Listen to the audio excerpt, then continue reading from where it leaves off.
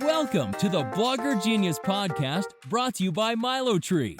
Here's your host, Jillian Leslie. Hello, my friends. Welcome back to the Blogger Genius Podcast. I'm your host, Jillian Leslie. I am a serial entrepreneur, and I love helping other bloggers, creators, entrepreneurs grow their businesses.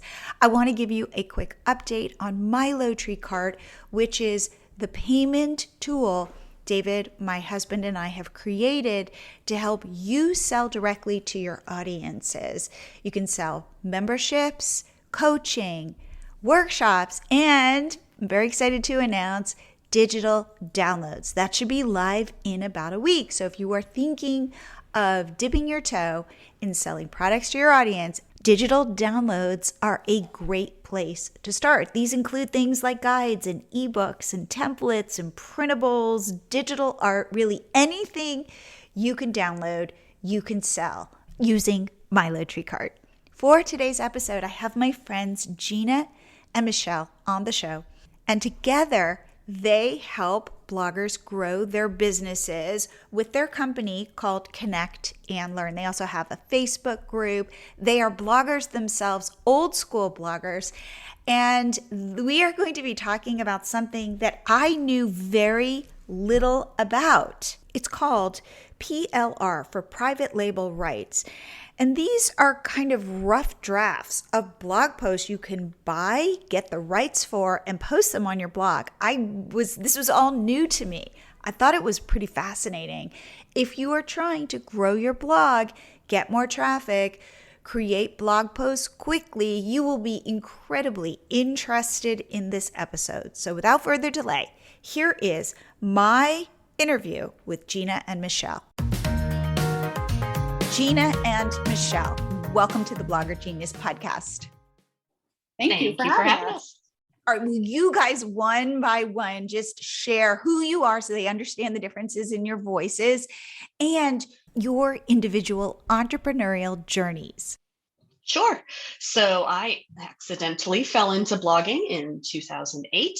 Like a lot of bloggers did back then. I was a busy mom with 3 kids under 3, and I was a big coupon person and saving money. And it turned into very quickly a send out an email to, friends and family. And then it just started growing and growing. And I decided, let me turn this into a blog where they can come to me. And because it was right before the recession, got kind of lucky with my timing, and my frugal and couponing blog went national, and I was on national news and things like that. And so I was earning income right away, way back then. So I did take it seriously as a business from the very beginning. And then now it's 14 years later. And now I have multiple sites. I still have my original site, but it's more like frugal lifestyle. Obviously, the couponing thing has burnt out by now. And I'm doing, different kinds of web publishing. I've done, all kinds of things over this interesting career.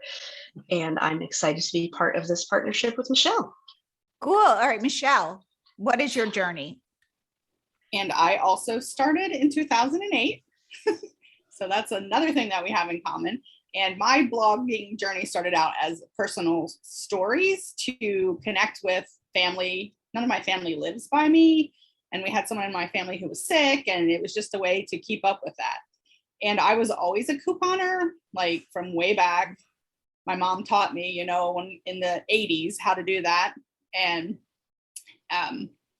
so I started following all these coupon sites online, like trying to save more money. And somebody added me to a secret coupon blogger group. And they started talking about how they were making money. And I was like, wait, what? You guys are making money doing this? And I was a stay-at-home mom with 3 kids under 12. And I was like, make money. So got on the coupon train also. Did that for the 3 or 4 years that it was lots of money. Switched created another blog that was a lifestyle blog, rebranded that to a healthy living blog. And now I still have my original money saving blog, my healthy living blog, an affiliate marketing blog, and a recipe blog. Oh my gosh. I love that what you guys are sharing, which is that as you guys evolved, as the world evolved, as online evolved, you could be pivoting and changing and mixing it up, and that you guys have multiple blogs. So there's something about that flexibility for us. We started with Catch My Party. Our path looks really random. We built a pop-up app for ourselves. It worked really well. We rolled it out as MiloTree. We sell it to other bloggers. From that, we created our MiloTreeCart product to help bloggers sell digital products. So our journey, you look at it and go, well, that's crazy too. So I notice how we are continuing to pivot and change and grow as we're growing. And that's kind of how we ended up talking to you about PLR today, because we were doing in-person events. We were doing small retreats for bloggers. Wait. Before we get there, I want to know, how did you guys hook up, and what do you guys teach, and what is your mission? So as Gina started to mention, in 2017, I decided to host my first in-person event on a whim. I had gone to a huge blogger conference, and people were just talking how exhausted they were, working 20 hours, a day, not seeing their kids. And I was like, this is ridiculous. Like, this has to stop. Like, people are going to kill themselves to make $1, and I was like very upset about that. So on a whim, I was like, let's have a meeting in the Poconos. People can come, we can talk, we can share what we're doing. So I did that in 2017. I had 8 people show up, not one of them that I knew. Wow. Somebody came from as far as Texas to the Poconos. Developed that relationship. Next year, did it again. Had 8 new people come. Oh, I think I had maybe 1 copy. And that's when I met Gina for the first time, right? And then I think we knew who each other was just from being in that online space all those years. But Yep. And then at the second retreat that she came to, we decided that we were going to form this partnership. And it was just a partnership with the retreats in mind. And then it morphed into so many other things because of the world shutting down. We held our last in-person retreat the same weekend that COVID hit. We had to change our flights and come home early from Florida to make sure we got home. And so we pivoted. We created the Connect and Learn blogging community to support women in their journey to earn money, doing things that make them happy, not doing things where they have to work themselves to death. I love that. Okay. And we met because you guys reached out to me, is this right, about MiloTreeCart and starting to sell like workshops and things. And then we connected. I don't remember. I know, I don't either. But now as I joke, like, we're best friends, so it doesn't matter. Okay. So you guys, this is the coolest thing. You guys told me about this. Like, I kind of knew this was a thing, but I didn't really know it was a thing. And it is called PLR. And it is a way to buy content and use it to create to write blog posts quicker. So that's what that's all I know. And so I want you to explain to me what this is and why this could be a game changer for bloggers. So we keep finding people who have never heard of this, which is funny to us because both of us knew about it way, way back when. But PLR stands for Private Label Rights, which just means that each person who's creating it and selling it can decide what their rights are. And in our case, it means that it's sold to an unlimited number of bloggers. And we call it shortcut content because it's not just for blog posts. You can use the same, copy, the same text to do your email newsletters, to do challenges, to make, guides and ebooks. There's so many things you can do. The idea is that it's already written for you, and then you're going to take it and adapt it for your own use. Okay, give me an example. So let's use the example of the barbecue, right? Don't you have barbecue content? So you guys have pieces of content, written stuff, potentially recipes and photos. and I purchased this from you for not a lot of money. How much is one of your PLR products? $4. Yeah, $4 to $7. $4 to $7. Yep. Literally $4 to $7. Okay. Yeah, and correct. I get like a zip file. What do I get when I purchase this from you? I get a zip file. So if it's just text articles, you get the text article, and you can do that in Google Docs or Microsoft Word or whatever you're using.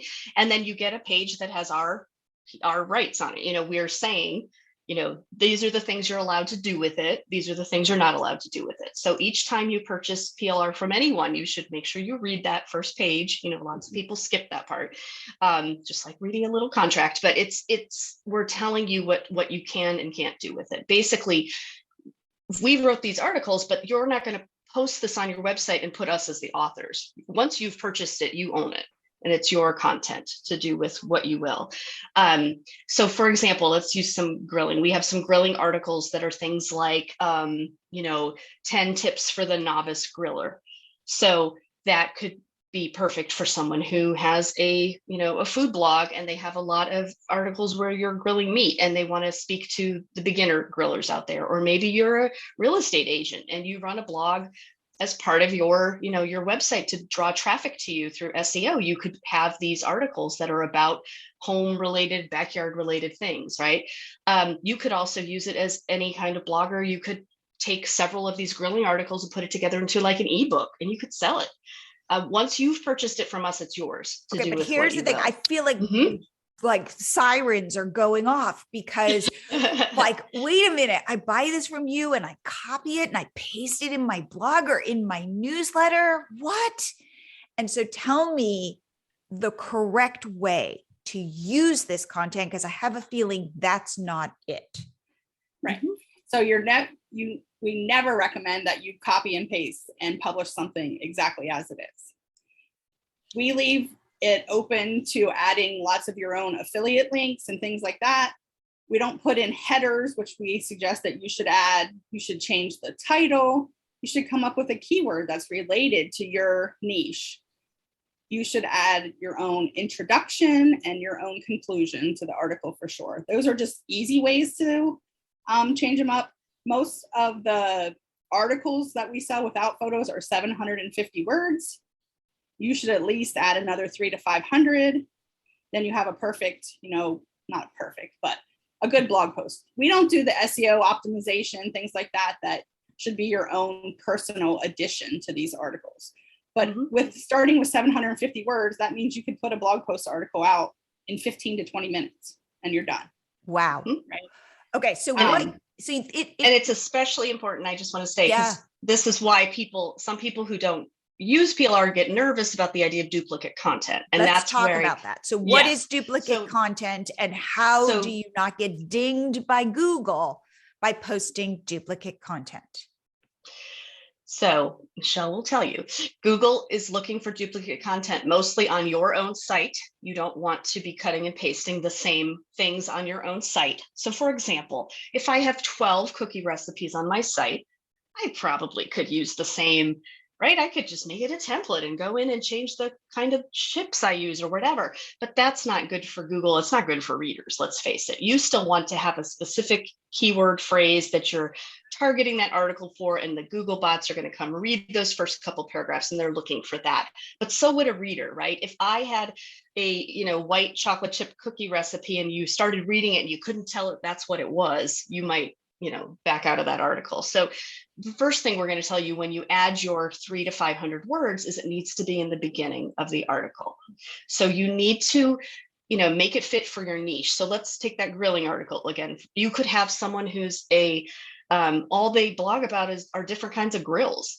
So they're going to attack that article slightly differently than me if I'm doing a, gifts to give a father who's a new griller for Father's Day. That's a totally different angle.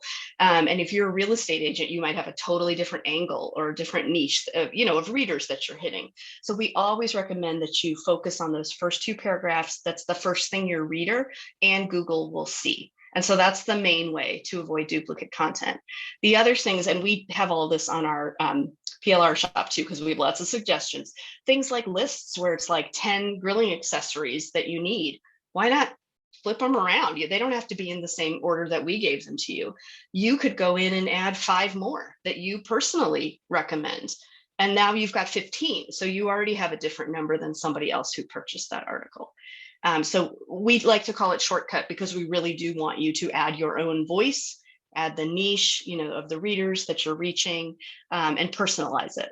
I love that. It's like this. Writing a blog post is like pushing a boulder up a hill. And and that's hard. Like staring at a blank page that's going to be a blog post that's 1,000 words with photo. Like we are talking hours and hours of work. So if I could purchase your PLR, put it in my blog, and then have something to work with, that gets me halfway up the hill. But as I want to warn everybody, I would say even go into those paragraphs that I'm sure you wrote beautifully and change every paragraph, like change every sentence, just make it in your own words, because Google's really smart and they can go, wait a second, this paragraph looks very similar to a paragraph on somebody else's blog. Or let's talk about photos. So if I buy a piece of content that has photos, what does that look like? So we offer photos with our recipes and DIYs. We have like some fabric projects, some arts and crafts projects, things like that. Bloggers are out there spending a lot of money for virtual assistants and food photographers and people to do the work for them. I know Michelle and I both did this for many, many years back in the beginning. You couldn't feed the kids dinner before you had the lighting right, and you had to take your photos, and the kids are like, come on, we're hungry. So a lot of us just don't do that anymore.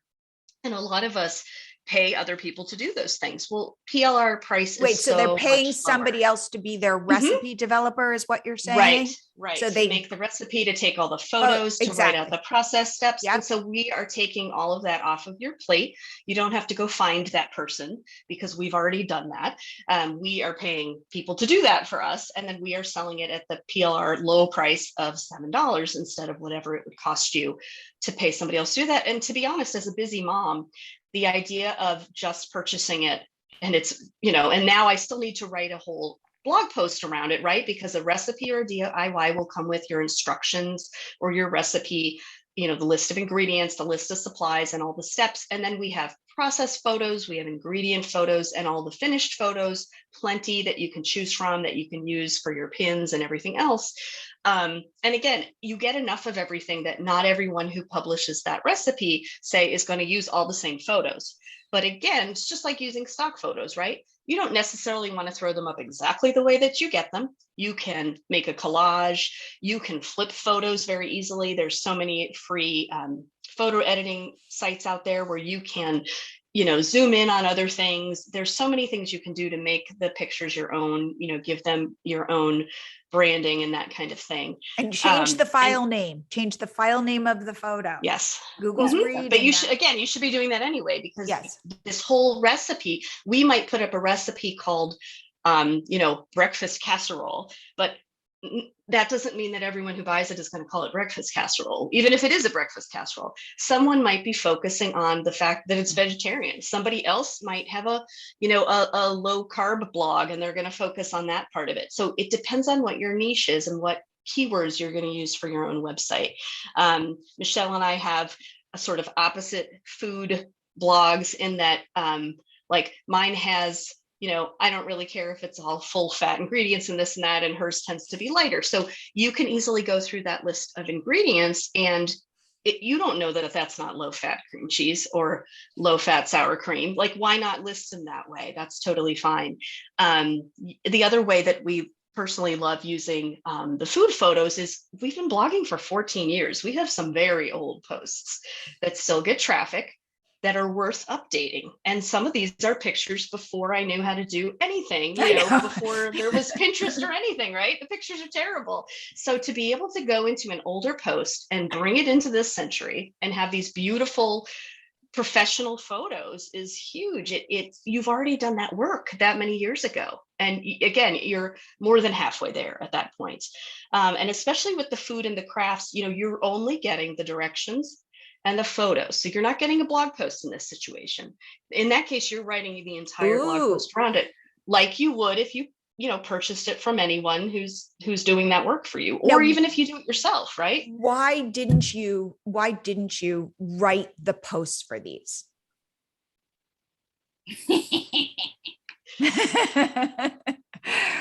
It goes back to keywords. Isn't it the same reason we don't do the SEO on there? You're asking people to use that term, that keyword, if you give it to them. We're trying to not do that. We're trying to make things like, we have a basic brownie recipe, or a basic chocolate chip cookie. How many chocolate chip cookie recipes are there out there in the world, right? I mean, it's okay that there's multiples out there. We always say, like, what about when you go to the grocery store and you go to the bread aisle? There's not one. They're all the same, right? They have just different packaging on them. And then, yes, some have different ingredients and they're aimed at different audiences. It's kind of the same thing. If we wrote the articles for you, you would be much more likely to just use it the way it is. And I think for the food in particular, well, first of all, it costs a lot more. Second of all, it's so important that it needs to fit your voice, your site. It has to fit for your readers. If you have, a healthy eating blog, you're gonna write a different article than someone that's like, this is the most indulgent Mother's Day breakfast casserole you're ever going to eat. Got it. Go for all the calories or something like that. That kind of thing. Got it. Well, I like that because it does force you to write in your own voice. And I agree with you that if you said, like, this is a Mother's Day brownie, it's hard for me to then kind of restructure it. Whereas you're just giving me the bare bones, and then I get to build, you're giving me the scaffolding, and I get to build out the entire story and the post around it. So I think that's terrific. Okay. So first of all, how did you get into selling PLR? And if I'm looking now to purchase this, like, how do I go find this kind of content? So we got into selling it because Gina said, we've known about this for years. The PLR has been around forever, really, but most of it was old. Most of it doesn't come with images. Like, you can buy a recipe with no images, which to me is like, odd. Like, if I want to buy a recipe, I at least want the images to go. But we saw a need for quality PLR for lifestyle bloggers. A lot of the older PLR is business related. There were a few recipes. Like I said, most of them had no photos. So we thought we need to do this for lifestyle bloggers, give them another shortcut. Right? Because we're, in part of our mission of helping women is to help you find easier ways to do it so you can enjoy your life, not work yourself to death. I wanted to take a short break to tell you about this quiz I just created to help you determine what type of digital product you should sell first. You answer a bunch of questions and it will tell you whether you should start with a paid workshop, coaching or consulting, or a digital download. So go get the quiz at MiloTreeCart.com/quiz and go start building your digital product empire. And now back to the show. I think about like all of the photo shoots I would be setting up in my kitchen, and I'd pull out these lights from my basement, and exactly what you're saying, my daughter would be like, can I taste it yet? And I'd be like, get your fingers out of here. And I would be wanting natural light, and then it would be a gray day, and it would just like, it would take so much longer than I ever could have anticipated. And part of it is the pivoting, like Michele mentioned. I mean, some of us blogged, with having kids a certain age. I remember back in the day, I would be blogging about the places we went when they were toddlers and the crafts that we did and the food that we ate. Well, it doesn't mean that my audience necessarily has kids exactly the same age. What if you run a blog for, young youngsters who do crafts, and that's your moneymaker. Just because your kids are out of the house doesn't mean you don't have that business anymore, right? It's like owning a daycare or a school or something. So maybe you're not doing those things in your home anymore. Then who's doing it for you? Who's going to do those crafts and take those pictures, and you still have the writing skills, that kind of thing? Or maybe you've blogged so long that you're just over it. You don't want to do that. It's not your favorite thing to do. And maybe you want to be doing other things with your time. And then so many of us have needed to do digital products for the longest time. I mean, that's something you would tell us, right, Jillian? Absolutely. And so trying to find the time to have this sort of extra task. Well, what if you what if you purchased 5 of these grilling recipes and you wouldn't even necessarily have to post them. You could throw them into a little cookbook, and it's a grilling cookbook. It could be an opt-in, or you could sell it. That's an instant way to use PLR and not worry about the duplicate content thing. I mean, Michele and I honestly don't worry about that, because we know that we do SEO correctly. We're always personalizing everything. So if I have, again, think about how many chocolate chip cookie recipes there are. You can't rewrite the directions too much, or it's not going to make any sense to people. Let's face it, right? I mean, lots of recipes have the same directions, and that's okay. Most of us, have used the one on the back of the package. That's the same one that everybody's using. So I don't worry too much about that. I do like to add to it. I think as we've been in this business so long, a 300-word article used to be enough, and it hasn't been for a very long time. And so it has been an adjustment for some of us to go up to 1,000, 1,200, 1,500 at the minimum, word blog posts. And so we also don't want you to add clutter and things that aren't useful. Right. So a lot of our articles that we're selling are tips, are, ways to do things, are things that we think you would find useful, that you could put into, maybe you're updating an old article and you need to add this many words. Well, we've given you the how to clean this. Well, that would be a perfect one to add to how to do, this kind of cooking or whatever it is. Now, and we've got, give me the URL so that people can start to look at this, even like pause the episode. So how can they go look at your PLR, and then where could they find even more of it? So our shop is at connectlearncommunity.com. Connectlearncommunity.com. Okay. /shop. Shop. And even if you end up at the main site, you'll see the shop. We have, like I said, crafts, recipes. We have cleaning, grilling, lots of home articles. Those do really well because that can appeal to so many different types of bloggers, and even, like I said, other people with businesses. Again, it's not just bloggers who use PLR, because PLR has been around probably since the internet started, right? It's think about any bank or school or any business that has a blog, because they know that there's SEO traffic. They're constantly looking for content, and this is just a quick way to get content, right? We have, what are our other categories, Michele? I'm blanking all of a sudden. The pets one too. Pets are huge right now, right? You could be a pet food website, not even a blog. You could have a business and you still have a blog on the side. Everybody does, right? Yeah. And you need content all the time. So we do offer quite a few things where we want you to put your affiliate links in, because we do want you to have that passive income. That's really important to us. But yeah, you can search for the type of articles that you're looking for, and the 3 letters PLR, and you'll see it out there. But so honestly, go to Google and just say vegan PLR, vegan recipe PLR, and you will find it. Okay. Right. And thankfully there's a new wave right now that we're part of sort of more modern PLR. But I remember even 10 years ago, I loved the idea of just buying something for a few dollars that would make my job easier, but nothing fit what I was doing. It would be about credit and banking and, computer office stuff, none of the topics just were more for that audience. And that just wasn't us. We're lifestyle bloggers. Are people selling this on Etsy, for example? Yeah, I've seen it a little bit on Etsy, but we see it more in Facebook groups. That is the place that bloggers go. There's a lot of buy sell groups. We happen to have one of those too, where people can go in and try to find a VA that'll work with them. I need this many words written on this topic, or I need this old recipe redone. And that's where people find virtual assistants that do this kind of work.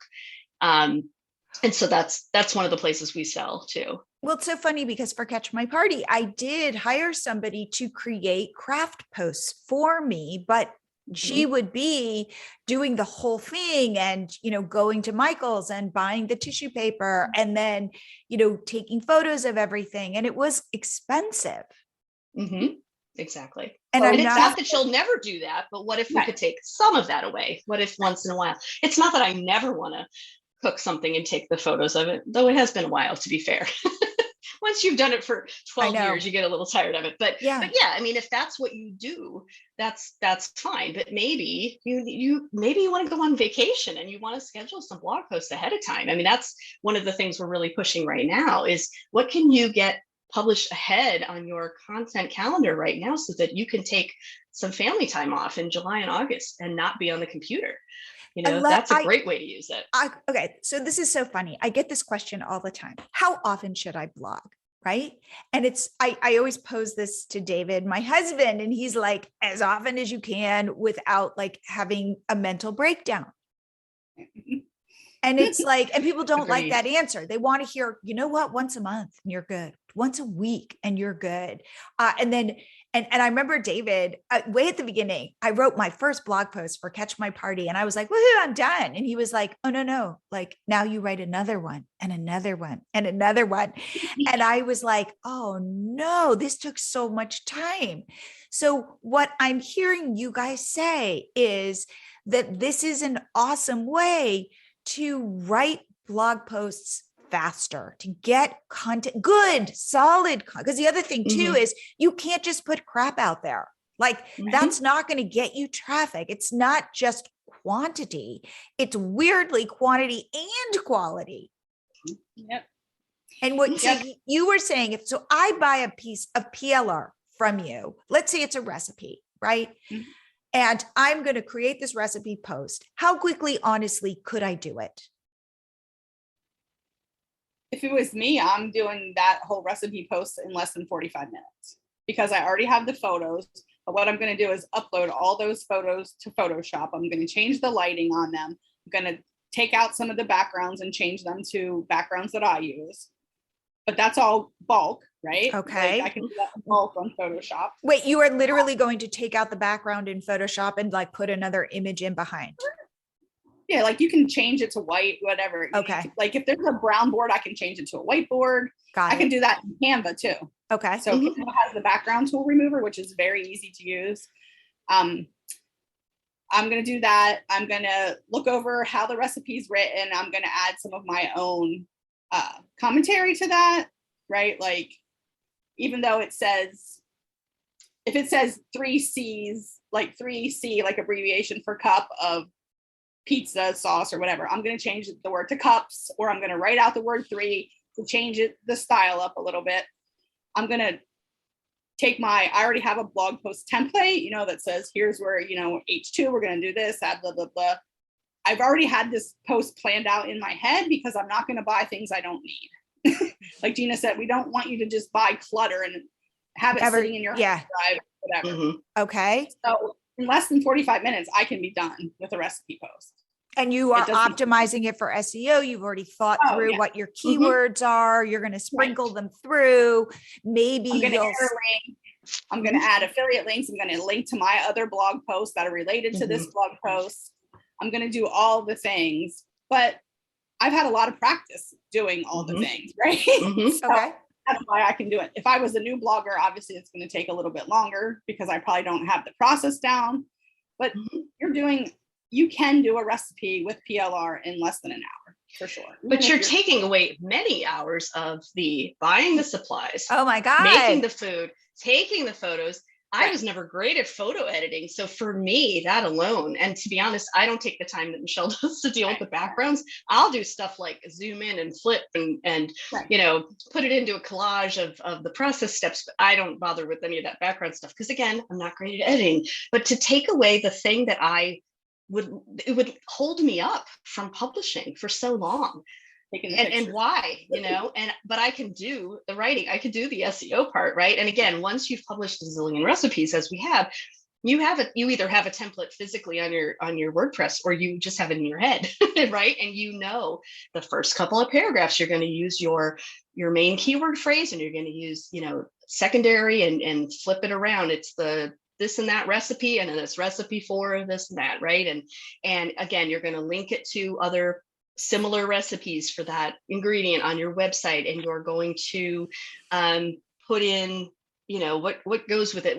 There's some of the same, use the same H2s basically for every type of recipe, right? Like, what do I need to make this recipe? And I always like to throw in, what tools do you need, so that I can throw some affiliate links in there and my readers tend to buy the servingware that I use, which I find really interesting. So for example, I have if I have a deviled eggs post, I'm going to put some examples of those platters with the little indentations for the deviled eggs, because that's what people are looking for if they're serving deviled eggs at a party, right?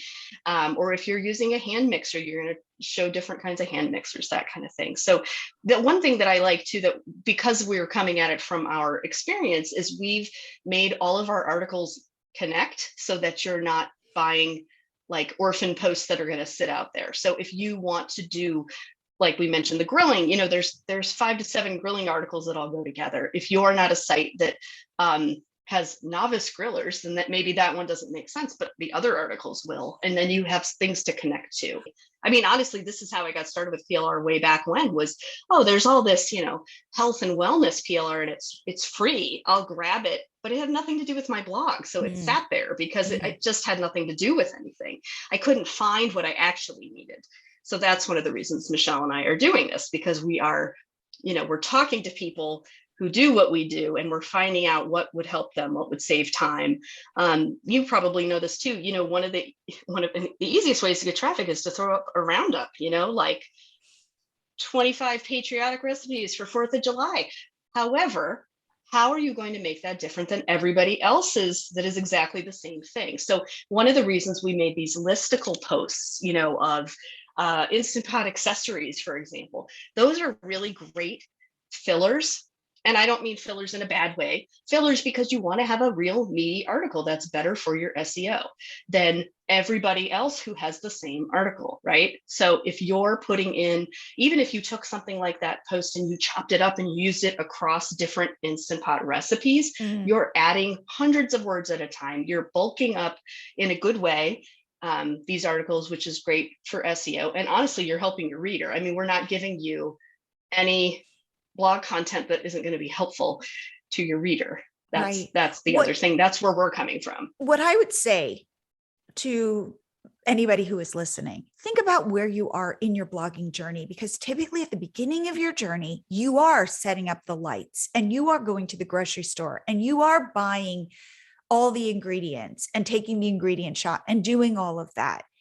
And then as you start to think about your blog less as a blog and more as a business, your strategy should start to change. And you want to do, it's so funny. I talk to these beginning bloggers and they're all excited about, I want to make food. And it's amazing how all of a sudden when money comes into the equation and they recognize they could make money, they could make serious money doing this, their strategy starts to change. And all of a sudden it becomes things like less about like, I'm going to make this beautiful recipe or this, diet recipe or whatever it is. And it becomes much more about, I need to collect email addresses. I need to think about SEO. I need to think about how to, like all of a sudden the business piece starts to become much more important. And setting up your lights and going to the grocery store to get all the ingredients becomes less important because time is fixed.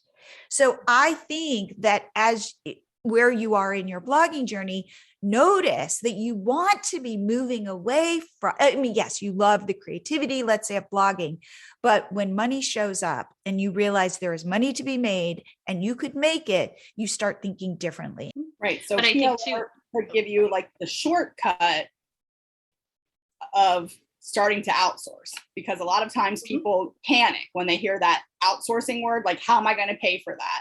I'm not making any money. But the PLR could help you get your feet wet with maybe outsourcing by buying a piece of PLR, which would be like outsourcing because the photos, the recipe are already done for you, right? And get your feet wet in the outsourcing part before you because I mean, I buy PLR, but I still outsource a lot of things, right? Mm-hmm. But I outsource so that I can spend my time on the things that make me more money. Like The email. We're at the Right. strategy part, like figuring out everybody what digital products to sell. Like that is definitely like, as you move forward in your blogging journey, you're going to recognize your email list is really important. There's money to be had there. You're going to probably want to work with sponsors, and then at a certain point recognize that's hard to scale and not necessarily do that. And you're going to then start to think about what digital products you could sell, products and services you could sell to. You're going to start also, let's say, add some affiliates in there, but at a certain point you're going to go, no, where's the money? And you're going to kind of follow this path. And so I think that this is super, what I love about talking to you guys is this is all about kind of the strategy behind growing a blog. It's not just about creating beautiful blog posts. Well, and we like to use the word secret, which is something that, beginning bloggers often compare themselves to very established bloggers who've been around for a decade and they're publishing every single day and everything is beautiful and perfect. You have to remember that I want to say there's really no way to get to that level without a team, without outsourcing, without help. There's no one single person who is running that kind of empire and doing it all by themselves. I just don't think that it's possible. And before you even get to that level of getting that burnt out, that's where we come in. Like, we just want to keep you from getting there. We would love to see you publish more often. That's what we're working on in our membership group right now. We want you to publish more often this summer, but be working less. And so one of the ways we're doing that is challenging you to get posts scheduled ahead through the summer so you can leave the computer at home and go off and do whatever it is you want to do. Is it kids? Is it no kids? Is it go to the beach? Is it hang out with a friend? Is it get off the computer for a week or two? Whatever it is you need to do to recharge as a business owner and everything else, that's how you're going to do that, is by working ahead. And that's why we want to give you the shortcuts. But we do like to call it a secret, because so many bloggers, even established bloggers, don't recognize that that's really how people get things done. I love that. All right, Gina and Michele. Again, so you guys teach bloggers how to turn their blogs, I would say, into businesses. Yes. And so if people want to learn from you, buy your PLR, join your membership, join your upcoming workshop, where should they go? So I would say first, they have to go to our blog. All of our contact information is on there, the services that we offer. So it's connectlearncommunity.com. We just changed the name. And I'm like, Okay. wait, what is it? So connectlearncommunity.com. Okay. We also, and you'll find the links on there and we can send them to you. I don't know if you put them in the show notes or what, but we have a dedicated PLR Facebook group, because there are lots of other people starting these lifestyle, and there's people that we recommend, like that we have bought the PLR from them, or we've worked with them, or what. So we have a special Facebook group where we share about that. Okay. And you guys have been using MiloTreeCart for your workshop, for your membership, for kind of one-on-one coaching. And coaching. Our last workshop was basically what we talked about today, but visually. So for people who want to learn actually how to do this, I actually put up like a checklist of the things that we recommend that you change a piece of PLR. And I pulled up my own WordPress and took a piece of PLR and actually did it in real time. So you can ask questions while it's happening, and you can see how we literally take a piece of PLR and turn it into a quality blog post so that you can copy it. Some people prefer to learn visually. So not only do you get, the handouts from us, but you get a copy of the workshop so you can watch it again if you need to. I know for me, I learned better having like the two windows open, and I can pause the recording and go over here and do it myself. So we will be offering that again this summer. And of course, we will be doing that through MiloTree. I love that. All right, my friends. Well, I have to say, this is so eye-opening. If you are treating your blog or starting to treat your blog as a business, learn from these two women, because I think that's really your mission, is to help women turn blogging into money. Yes, definitely. It's definitely our mission. Awesome. Help women make money doing the things that make them happy. I love that. Well, I have to say, Gina and Michele, thank you so much for coming on the show. Thank you. We appreciate you very much. Wow. I hope you guys like this episode. It's so funny that I didn't really understand what PLR was until I talked to Gina and Michele. It is definitely a way to accelerate your content production, save you time, but please think of it as a rough draft. There is a lot of work that needs to go into it so that it can really feel personal. Since PLR is so new to me, if you're using it to grow your blog, I'd love to know what you think of it. Just reach out to me and tell me. And my final request, if you like this podcast, please share it with your blogging friends. Also, if you would go to iTunes or wherever you listen to your podcast and leave a review, I would so greatly appreciate it. It's the best way for people to find the show. And then I can attract wonderful guests. So thank you in advance for doing that. And I will see you here again next week.